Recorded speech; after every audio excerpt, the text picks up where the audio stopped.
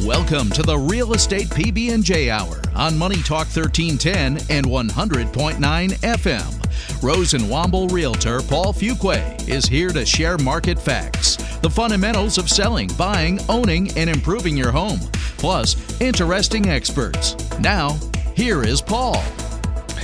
Welcome to the Real Estate PB&J Hour. This is the 24th consecutive show, and so far I haven't swallowed my tongue or insulted any major individual out there or individual group. That remains to be seen, Paul.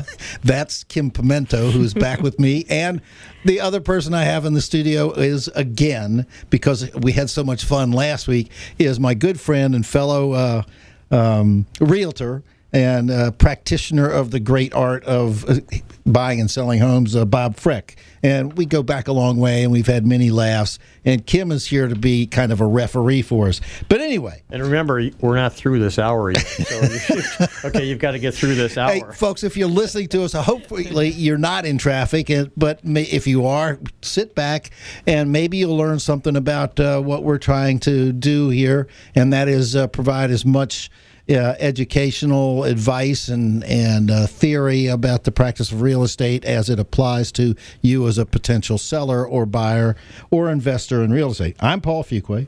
I'm a full-time realtor. That's how I make my living, pay the bills.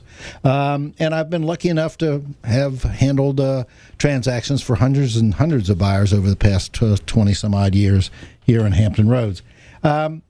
And today we're going to continue to concentrate on the changing real estate market and the importance of the many, many provisions in any agreement or contract to purchase property. Our last show, number 23 in the series, got us through page 1 of the sales contract, if I'm not mistaken. So there are 15 pages. So that means that I have to re-up for another 13 weeks after the end of this segment. And you wonder why it's a good idea to retain the services of a professional realtor. I'm on this line. Yeah, good point, Bob. Kim and Bob have freedom to jump in at any time. That was a dangerous move on your part, Paul. I know. Well, I always appreciate people who are smarter than I am. That's why I've been somewhat successful in my career. I've always surrounded myself with people who are far more intelligent and capable than I am. But I do a nice job of providing service to my clients. Anyway, we're about the fundamentals of real estate and what you can do to maximize your ownership and selling. And if you'd like to talk to us, any one of the three of us, direct on air, 757-497-1310. 757-497-1310. You can also listen to us streamed on moneytalk1310.com. Streamed, moneytalk1310.com. And if you want to go back and look at the cache of previous shows, 1 through 23, we've got a channel, the Real Estate PB&J Hour, on YouTube. Please go on, subscribe, doesn't cost you anything. And we want to have the distribution of as many of the concepts and pieces of advice as possible disseminated out there to the American public. That's a stretch. That's really the American public. Okay. We're not structured. We really want to talk about today. Initially, we always have our statistics, and Kim is here to give us a brief rundown on what's going on with the market in the interest rates and some of the numbers from both the National Association Realtors, which is a national compilation, and then some local stuff. Kim, mic's yours. All right. Well, the rates, they kind of stay the same. It's non-conforming. You've got 5.25 with 1 point. Remember, 1 point is 1% of the loan amount. Conforming 30-year, 6% with 1 point. And Kim, just really quick, explain again to new listeners what is non-conforming and what is conforming, because most of them aren't going to know really what the difference is. Right. A non-conforming is more like a jumbo loan. You think about that. I think it's 474 right now, or maybe a little bit higher. So anything above that would be non-conforming. Anything below that number would be a conforming loan. And that number, that 474, and that varies over time as the real estate market appreciates and the numbers get bigger, but that number is the dividing point between those interest rates. When you get above that number for your loan amount, you end up with a different interest rate. So that's why it's called conforming and non-conforming. Now, you can buy a house that is more expensive than the non-conforming, conforming price change in there, as long as you come to the table with a big enough down payment. Right. That makes the interest rate go down lower on Correct. your non-conforming loans. Yes. Right. Or you can write a First Trust Jumbo, which is the jumbos are the non-conforming, basically. Right. Yeah, that's what a jumbo is, pretty much a non-conforming loan. But do require a lot larger down payment. Usually. Yes. Although there are instances where certain members of the professions have discounted, the medical profession has enjoyed an opportunity over the years, and it's actually come back into practice now, where they are able to carry a zero down jumbo without paying any of the PMI, the private mortgage. So does the VA now. Right. They don't really have amazing. a jumbo loan. Right. So the point kind of wrapped around that is tying in with a good professional experienced lender, because they can explain to a potential borrower all these different programs that are out there, and there's different ways to cut the cake to get to the closing table. And sometimes in the old days we would call it creative financing, but there's programs out there that may not fit one person, but will fit the finances of somebody different perfectly and allow them to get that step into being approved for a loan and buying their home. Hey, Kim, I don't mean to step on your recitation of the statistics, but we had the discussion before this show started about the programs being initiated by lenders in order to help sell houses. And because lenders, they're not doing it altruistically.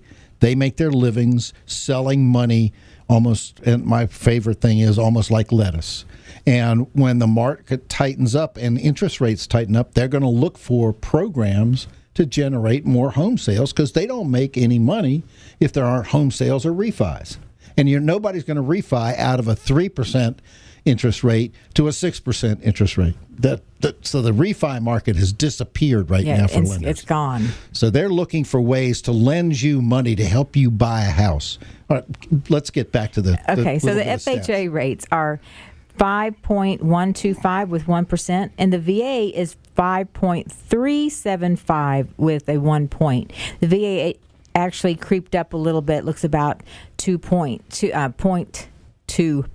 on that from last week.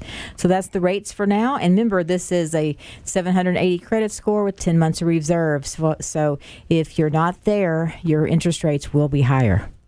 And with that, when you hear the term points, I know Kim explained what a point was, 1% of the loan amount, not the sales price of the house. But remember that you have to, that 1% extra fee in there has got to be paid by somebody.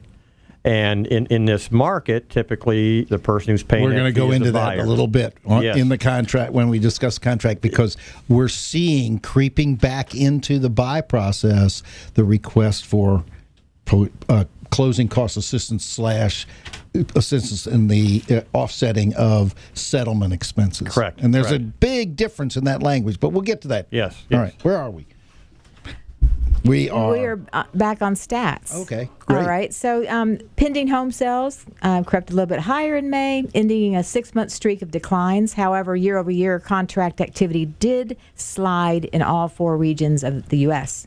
May's 2020 median existing home sales price at $407,600 represents a 14.8% increase from 1 year ago. Month-over-month sales fell in 3 of the 4 regions of the United States, and year-over-year sales were down in all 4 regions. Median sales price, however, surpassed for the first time to $400,000. That's quite a nice. These are national stats. Median, remember, is the one in the middle. Median. All right, so right there in the middle.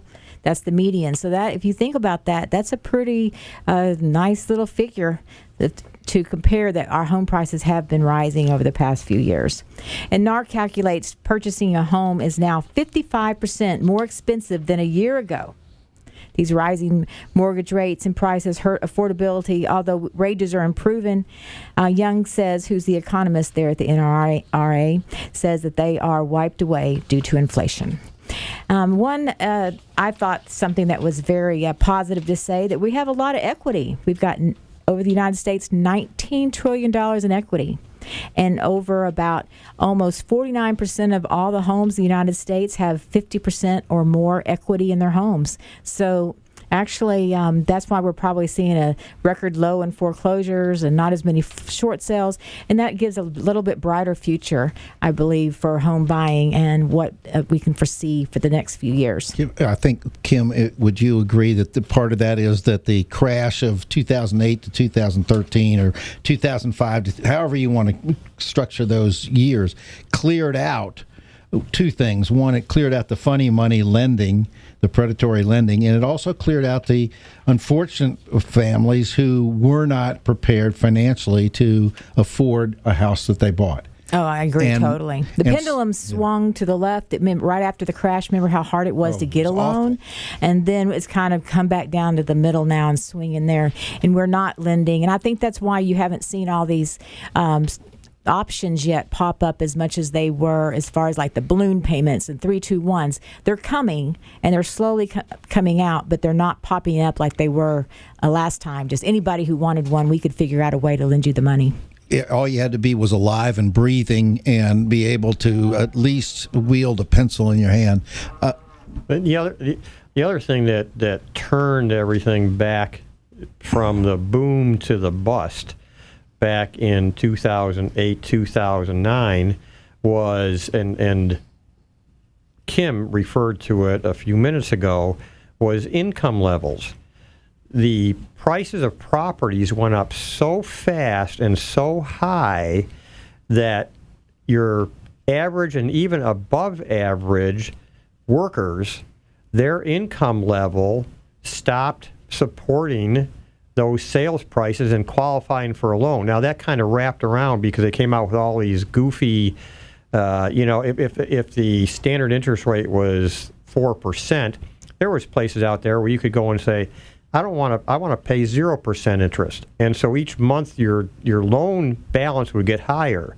Well, finally that hit a roadblock because the income that they were making at their jobs stopped supporting these high sales prices, and everything crashed. You know, the worst thing that I saw in that time, and I know it's not happening now, was the the lack of control over the HELOC, the home equity line of credit, where people would build up value or equity in their property, and they would turn around and buy with a HELOC a new boat or a very expensive automobile or 2 automobiles or any one of a number of items. And when the market started falling, those fell faster than the houses, yet the rate didn't.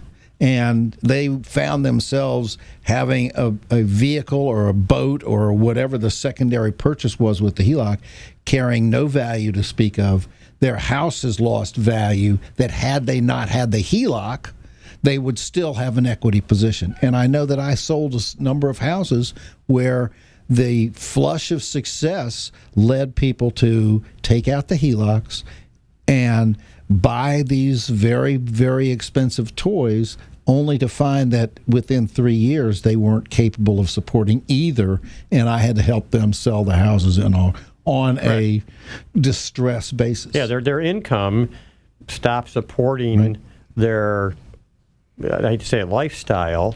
And one of the things that got us into trouble was how easy it was to qualify for mortgage money on your house, even though technically you really couldn't afford it if you looked at your income and debts and stuff. But they were still able to buy houses that were well out of their affordability price range if anything went south. Right.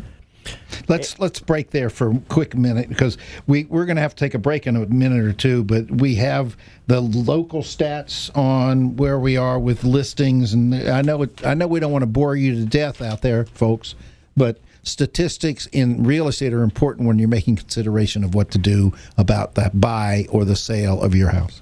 Now, right now in this area, now remember, it runs from Williamsburg all the way down here through Norfolk, Suffolk, Virginia Beach, Chesapeake, Portsmouth, Hampton, Newport News. So we cover a very large area in parts of North Carolina, the northern part of North Carolina. So that we do have a large area. So when you hear these numbers, if you think about it, they're quite low and quite amazing. So right now there's 3,970 active listings on the RAIN as of this morning. But of those 3,970 listing, only 2,793 are available. So if you think you're a buyer out there and you're in how large this area is, that's just not a lot of homes on the market. And the reason that number of available active listings is smaller than what you would see as active listings is because that difference in number are because those other ones that are still showing active in a computer system have got contracts on them. They're ratified contracts. They're just working off home inspections and stuff like that. Okay, we're going to have to take a break. This is the Real Estate PB&J Hour you're listening to at Money Talk 1310 and AM and 100.9 FM. 497-1310 if you want to call us. We'll be back in a minute. Now back to the Real Estate PB&J Hour on Money Talk 1310 and 100.9 FM. Rosenwomble Realtor Paul Fuqua gives you the fundamentals of real estate selling, buying, owning, and improving your home. Well, welcome back. This is Paul Fuqua. You're listening to the Real Estate PB&J Hour. I'm a real estate agent. I'm here with a broker from Rosenwomble also, Kim Pimento, and my good friend and fellow realtor, Bob Freck. We're going to launch into the discussion of the elements of the contract that we've felt and found over the years to be of significance in the processing of a transaction.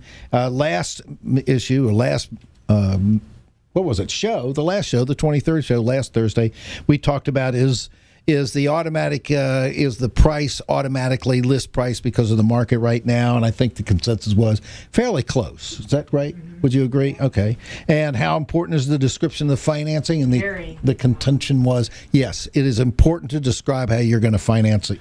And remember, in real estate, you have two sides. So you have how a seller looks at this process and how a buyer looks at the process. Now, I've never met a buyer. I don't know about you guys, but my guess is I already know the answer. I've never met a buyer who wants to pay more for something than what the sticker price says. But we've watched a market for the last, I don't know how long, that if they didn't pay more than what the sticker price was, theirs got put in a round file, and somebody else stepped up to the plate. The stats, one of the stats that Kim reported on last week, and I think touched on briefly today, is that the average sale price is over 100%. It's like just under 102% of the list price, and that's very unusual. We used to measure it by neighborhoods. It's actually 105. If you're going to talk into the mic so people can hear you. And in Virginia Beach, remember we talked about that a couple of weeks ago. It's actually 105%. It's amazing. Mm-hmm. So, and last week we talked about the value of the larger earnest money deposit. The consensus was that you're showing your strength in your offer. How should loan approval letter be phrased? You give it to the price you're offering, and you make certain that it doesn't have total weasel words throughout. If necessary, you talk to your lender and make certain that he gives you as close to a pre-approval letter as possible. And should the down payment be stated in an absolute amount? I don't do that myself. I write it as required by lender, and then the balance if I anticipate there being any movement. And then we talked about the advantage to a seller of you being a cash buyer.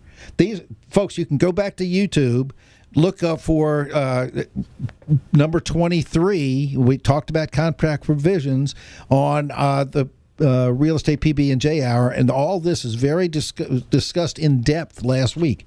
And And then what entity should hold the earnest money deposit? If you're a buyer, that earnest money, that's yours. If you walk away from the provision legally, do not breach, then that money comes back to you. If, however, you breach the contract, do not fulfill your obligations to which you've agreed, then you do lose the earnest money deposit. So sellers like to see a good chunk of money, so you have skin in the game.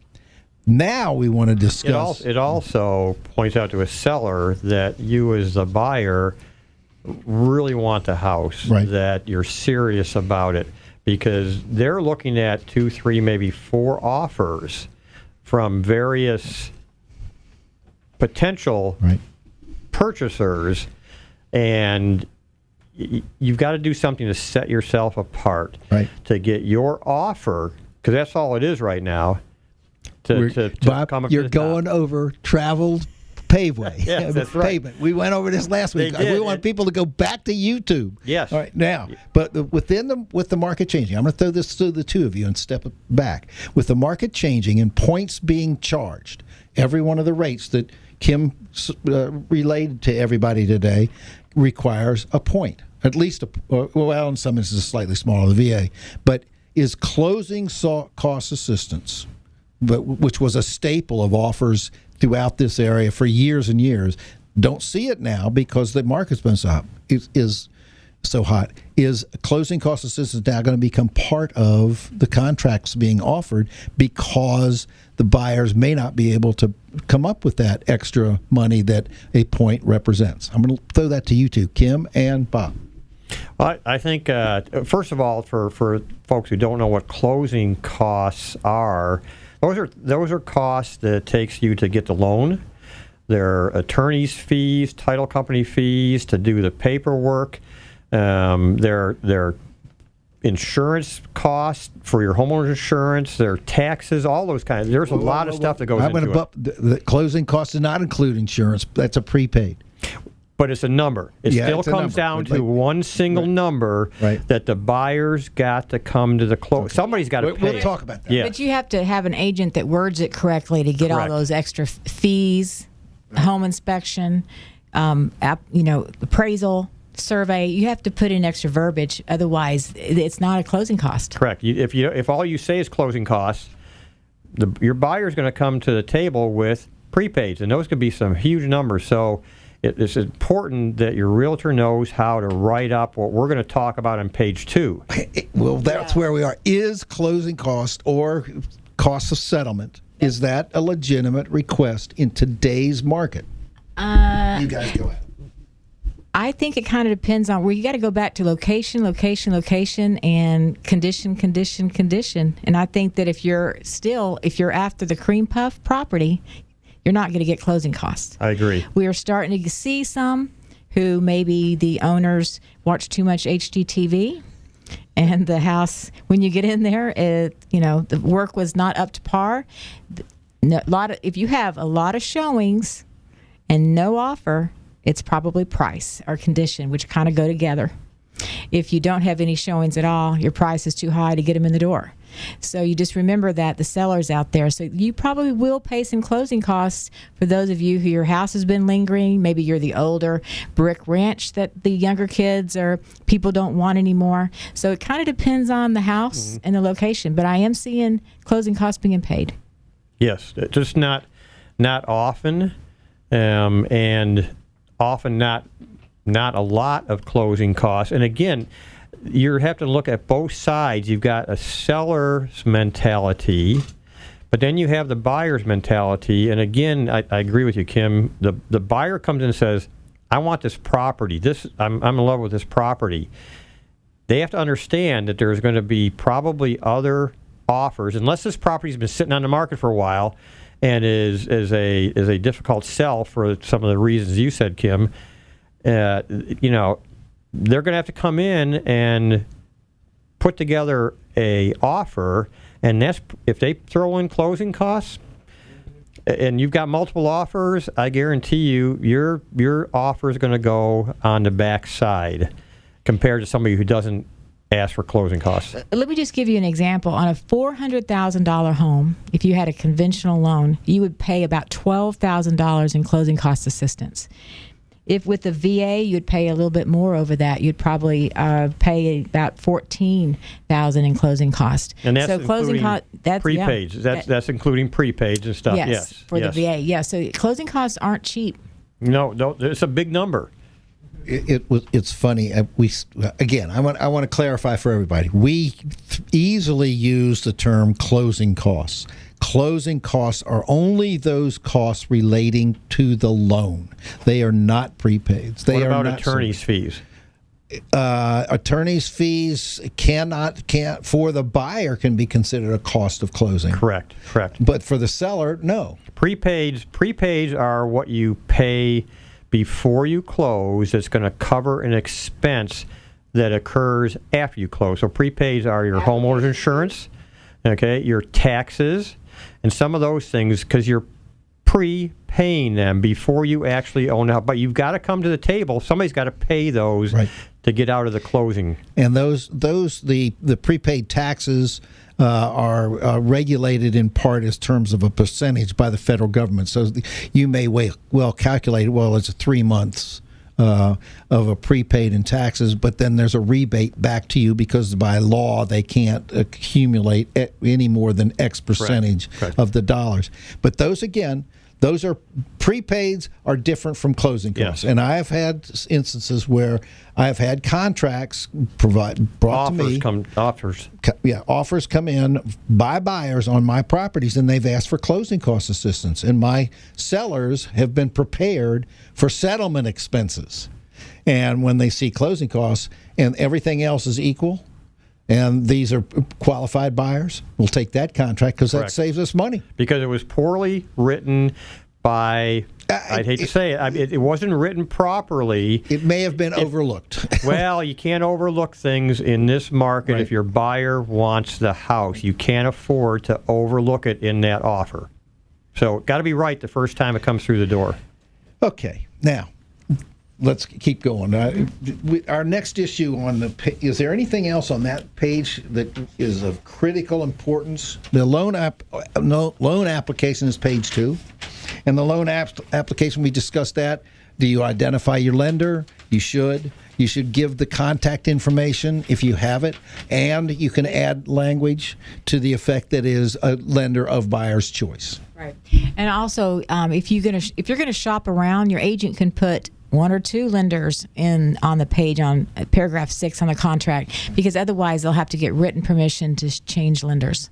Now, and that's where you'll run into realtors that have particular preferences on how. I won't accept an offer if it's not a single listed lender. You can't not accept an offer. Well, you counter it, okay? No, I'm talking about correct, folks. Real estate agents cannot accept or deny. Correct. All they can do is advise. Yes, have to present everything. Yes. But I'll look at my seller and go, no. We want one lender, because when you leave, and this is my personal professional input from 28 years of doing this and going through the boom back in your early turn of the century, when lenders were coming out of the woodworks all over the place and you didn't know if you could get to the closing table or not. So my professional input to my sellers, who of course makes the final decision, is one lender listed. The letter has to come from that lender, because I want to know, because when you change lenders in the middle of the stream, rules change, numbers change for the buyer. But remember, that's one of the provisions of the contract. Yes. That if there is a substitution of lender, that has to be done with the written permission of the seller. Yes. Unless you strike that language if you're representing the buyer. Correct. Okay. Correct. Yep. Now, what happens with a loan denial? Well, first of all, you have to tell the other party within 3 days. And how do you tell them? In writing, and that's extremely important. You do have those 3 days. Now, if you're a buyer and for something happens, you've got 3 days to go shop around and see if you can't find another lender. But you do have to notify the other side and within 3 days. Usually loans fall apart because number one, maybe they didn't know and they bought furniture, or they went out and ran up some debt. That's one of the reasons. Something happens, they lose a job, change a job, and you have to remember your credit is ran right before you close. So buyers forget that. So they'll get excited, go out and buy a washer and dryer. And if you're right on that verge, it throws off your debt to income, and so you really have to be careful about that. And one thing to remember, when we refer to the word days in our contracts, they are always calendar days. So for instance, this weekend coming up, if your loan was denied by your lender today, you've got to notify the seller side by Friday, Saturday, on Sunday. Now, or you 11:59 p.m. Yeah, right, or you stand a chance of being in default of the terms of the contract. And then we go back to what Paul was saying earlier in today's program. That's where you start to put your earnest money deposit on the line, because you can be found in default by not doing it. Ladies and gentlemen, one thing that you have to understand in the whole process of buying and selling homes is that the contracts have to be interpreted as written. They can't be extrapolated. There's no waiver period where, well, I meant, no, it's what is in black and white is in black and white. That's the way it works. And the key phrase for most of these things is time is of the essence, meaning if it says 3 days, it's 3 days. Correct. It's not 3.5 days, not 3 days and 2 minutes. It's 3 days. Correct. And those are inviolate. And you've got to have a realtor that understands those things, that helps. One of our jobs is that, whether we're representing the seller or the buyer, is to help our clients stay on track with deadlines that are in the contract. Because you've got a contract now. It's not an offer anymore. And keeping your client in line with these deadlines, because like you said, Paul, there's no excuse saying, oh, well, I forgot to do this. That's opening up your wallet. When Hey, wait a minute. Is there anything that we can laugh about in this process? Because we're not doing much life. It's all like doom and gloom. Like we're super serious. Well, no. What we're doing, we're telling buyers in today's market, which is still a seller's market, we're trying to share with them tricks. Stuff from how many years of? We've got probably 60 years or more experience standing in this room on how to get that buyer to the closing table of the house they want. So, I prefer to make certain that I get the seller, the buyer, to the table for the seller. Yes. Because there's nothing more disappointing than a seller who is suddenly confronted with a potential breach by a buyer. Or no closing at the last minute. Yes. That brings up a real quick point. What about the 10 days? That's the 10 days for settlement. It's, where are we? On page 4. We're up to page 4 in this contract, folks. Page 4. It's not the Bible. It's only a contract. Now, the first time I bought a house, the printing is pretty fine. Yeah, the first time I bought a house, it was 2 pages, and I didn't know what closing costs were. Press hard, 3 copies. Can we say something right here before we go on to 4? Is on page 3, intent to occupy. And this can be very tricky. I just want to let you know that VA buyers, you have to live there for a year. Now, I've never known of anybody cracking down on that, but I know that I have had a loan officer deny a loan because he really didn't think the people that were buying it was actually a HUD house out in Suffolk. He really didn't think that the level of the job and what these people did, they were going to move from a really nice house in Chesapeake to that HUD house, and he wouldn't give them the loan because he was worried they were buying it for an investment and then were just going to rent it out. They actually lived there for 6 years because I knew them personally. But, you do have to be careful with that. You have to live there so if you're buying these houses, living in them and then going to buy another one, you have to live in there for at least a year. And this is only one short sentence on this, but it's very important because it also affects the type of loan. If you're buying your primary residence, you're going to occupy it versus buying an investment property. The loan rules all change. Right. Yeah. we're going to be taking a short break so let the advertisers can spread word about their wares. This is Paul Fuqua. This is the Real Estate PB&J Hour and Money Talk 1310 AM and 100.9 FM. We'll see you in a couple minutes. Sorry about that. Now back to the Real Estate PB&J Hour on Money Talk 1310 and 100.9 FM. Rosenwamble Realtor Paul Fuqua gives you the fundamentals of real estate selling, buying, owning, and improving your home. Okay, this is Paul Fuqua. We're back. I'm here with Kim Pimento from Rosenwamble and Bob Freck from Rosenwamble. I'm from Port Rosenwamble, and we got Rosenwamble out in the hallway, I'm sure, kind of watching what we're doing. We've had a lot of different discussion. We're kind of getting into the nitty-gritty of contracts, which is what we're trying to do. We don't want to belabor everything, but we have a question that Bob brought up that probably needs some explanation. On page 4 of the contract, we're on page 4, there is a representation checkbox. Is the property served or not served by an on-site septic system? If you live in the heart of Norfolk, you don't have that. If you live in the settled areas of Chesapeake, you don't have that. Except for by the Botanical Gardens and the airport in Norfolk. That's a pretty central They're still area. Septic? On my street that I live on, if you go about 3 houses towards Shore Drive, everything from there down on both sides of the street are septic still. And when Deborah and I bought our first house there and stuff, our house was on septic. So you're in the city. Had an issue about 5 years ago with a buyer of mine buying a single-family home in Portsmouth. Standard neighborhood, a lot of ranch-style homes. Listing said it was on city water, city sewer. We did the inspections. We did all that kind of stuff. Everything checked out. It was a vacant house, so it was a flip by the seller.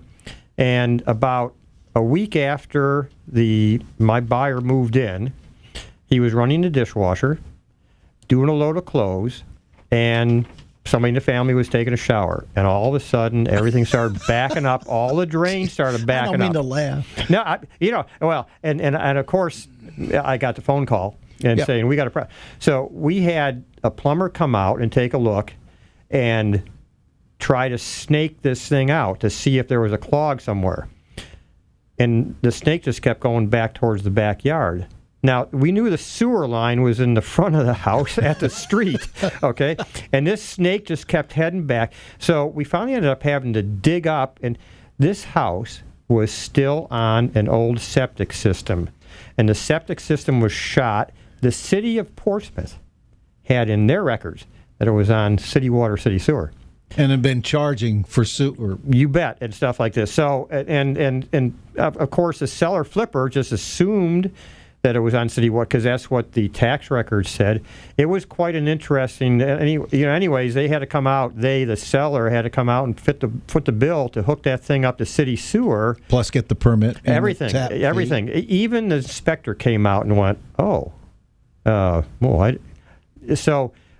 It sounds like something that's minor in the scope of things in the contract, but depending on where you go in Hampton Roads, this is a serious issue, and then knowing if your septic system is working properly or not. The other thing that we talked about during the break that I've had, because I have in Carolina specifically, but it's also true in Virginia, the septic certificate or approval or permit is predicated not on the number of bathrooms but on the number of bedrooms. Correct. So if you have a house on septic and you add a bedroom, you have to revise your septic system. Correct. Or that bedroom can't be counted as a bedroom. Take the door off. A bedroom is considered to have 2 people.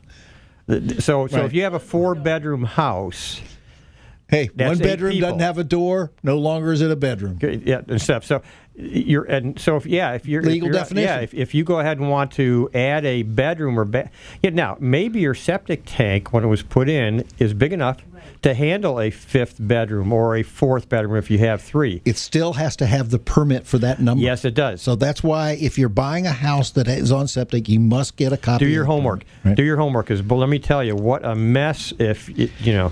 All right, now Well, let's move on, because we were talking about the settlement date and the 10-day waiver. Anybody want to Kim, you want to talk about that?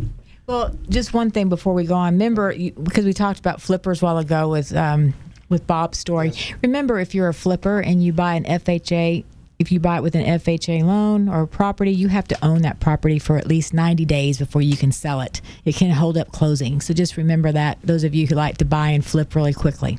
Good point. Good point. Yeah. So settlement and possession.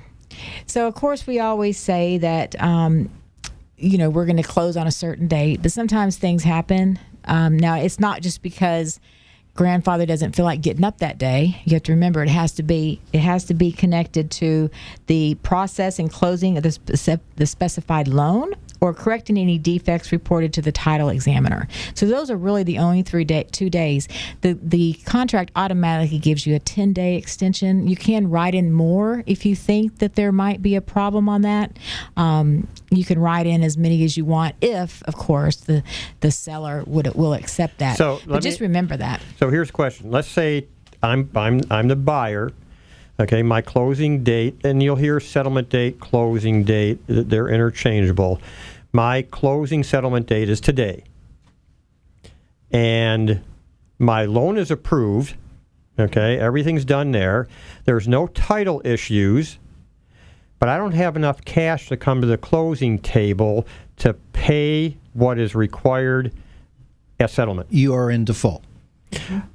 Plain and simple. That's are in correct. default because you've already specified within the boundaries of the property of the contract that you cannot. You are in default if you cannot close the loan for any reason that relates to the availability of cash. Correct. Exactly. So so built into the contract is this 10 calendar day window to be able to extend the closing date without having to do anything in writing. There's no addendums required or anything like that. But it can only, like Kim said, be for if the seller is having a hard time getting a clear title to give to the buyer, or the buyer's loan approval process is not finished up. But it can't be for any other reason, including, oh, gee, I forgot to transfer the money from my 401k into, but that'll happen tomorrow. You have just put yourself into default. And again, that's where your realtor comes in way back when in the process to make sure that those deadlines and stuff are being hit when they're supposed to. Okay, go ahead, Kim. Yeah, and the loan officer also should help with that about the money and transferring and things like that. So I think that's somebody else you need to really keep in contact with. Yes, yeah. And what I've found recently is that the lenders are much more reluctant to tell you the status of a loan because of the Privacy Act and the implications of violating privacy, especially you empower within the contract the listing agent to determine how the loan is processing. And yet lenders don't want to tell you that. Well, and you know what? Kim and I were talking about this today. The contract is between the seller and the buyer. The principles. The principles of the contract. The lender, that lender's signature is nowhere on the contract. So if we go and try to get some information from the lender to find out what's going on, the lenders can sit there and go, wait a minute, I understand your buyer and seller signed a contract that says that we're supposed to be able to give them all this information, but they didn't sign a contract with us, the lender. And so we can't disclose this information. That could be critical. Well, if you look at page 3, subsection A, triple I, buyer authorized lender to keep listing firm and selling firm apprised of progress and status of loan approval. Now, I understand that this contract is between buyer and seller. Yep. However, there is an authorization to both agents, and that gives us a stance with and credibility with the lender to keep you appraised of the status of the loan. And a lot of lenders, we've all seen it. A lot of lenders have got programs now that automatically send out a email telling you, what the status of the loan process is. But if you're trying to find out why there's a delay, what are we having problems with, this paragraph doesn't cover that, because the lender can say that's personal privacy protected information. Exactly. I had one where there was it had been part of a portfolio of rental homes. It was sold as an individual entity outside the collection. The line of credit used by the owner, the seller, encompassed all of the rental properties, and they were going through significant difficulty of giving us clean title on this transaction because they had a line of credit. This was a $350,000 house, and they had a line of credit of $1.2 million, and it was showing up as an encumbrance or lien on this one house. And it unfortunately extended the settlement date by almost 2 weeks, and I was pulling teeth and threatening and doing everything I could within my power to help my buyer who wanted to get started on the rehab that he was planning to move into. And probably had maybe contractors lined up to get in and start the work and all this kind of stuff. And that it can get pretty ugly fast. The firm that owned that has subsequently abandoned its offices on Great Neck. I mean, and the agent doesn't know anything. And she didn't know anything. She'd never been in the house. And they collected rent from the tenant that's in there that's supposed to vacate at the end of July. Oh my God! Now you're into the Landlord-Tenant Act and all that. Oh, what a mess! Well, we did provide notification. All right, where are we? We're running out of time. We have 5 minutes. Well, are we back to page 1 again? Yeah. No, we're right here about the settlement. One thing, though, that I have encountered recently in my position is this is saying there, it passed the closing date. The repairs had not been done to satisfactory, had not been completed. There was still a leak, and it was a pretty bad leak. And the buyer decided, I don't want to buy it. Well, it says in the contract, at no fault of either party, then it has not closed after the closing date has come and gone, then they may walk. Well, buyer wanted to keep his earnest money. Seller said, no, we fixed the leak because they figured they fixed it. So there was a little bit of a gray area there on the date, time. He did fix it after the closing date had gone. So anyway, we went to the attorney, and John Ahern said that we could probably stand on that because the repairs weren't done by the closing date and went past, that we could have stood on that. However, the property was not ready. Because the property was not ready. However, would it have been worth the litigation for $1,500 earnest money? Probably not, because of the cost that would have cost to go to court. And you said something key in all of that was you went to your attorney. Please remember, in the state of Virginia, attorneys can give you legal advice. Title companies cannot.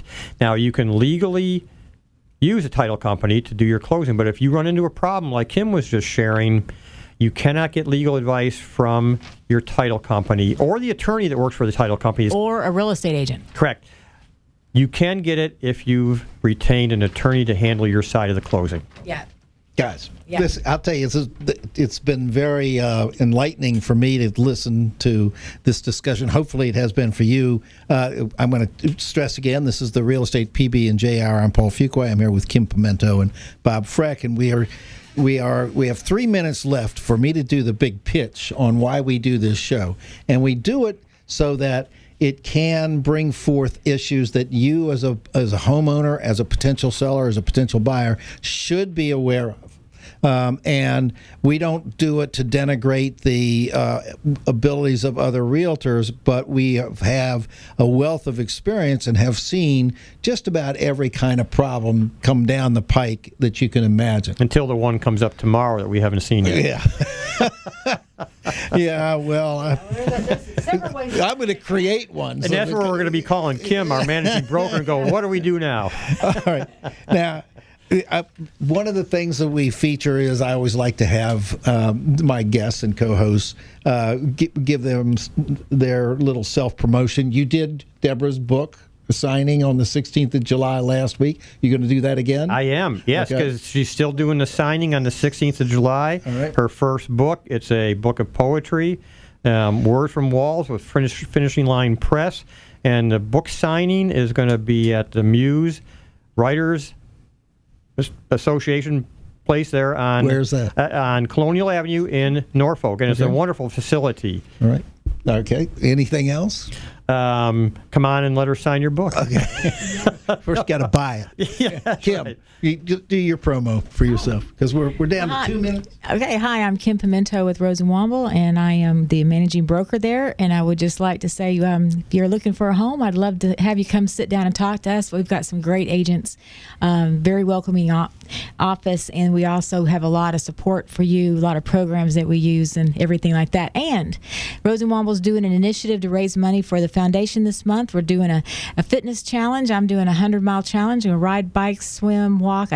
And whatever to do 100 miles. So anyway, I'm going to be posting about bike trails. That's my thing, to get out and bike. So watch my Facebook. When Kim sent me the email on the 100 miles, I just said no. I could make it the first. She didn't 100. include driving. Yeah, I could make it for the first 100 feet, and somebody's got to take I'll over. drive 100 miles. I'll drive 100 miles. Listen, folks, we have less than a minute before we wrap it up. This is Paul Fuqua with the Real Estate PB&J Hour here on Money Talk 1310 FM, AM, FM, AM, and 100.9 FM. Go to the YouTube Real Estate PB&J Hour, and quickly on our survey. So far, 137 people like grape jelly, 84 like strawberry, 1 lingonberry, and somebody said they really liked marmalade, but I didn't believe them. They had a foreign accent. So, Paul Fuqua saying goodbye. Thank you very much for listening. We'll see you next Thursday.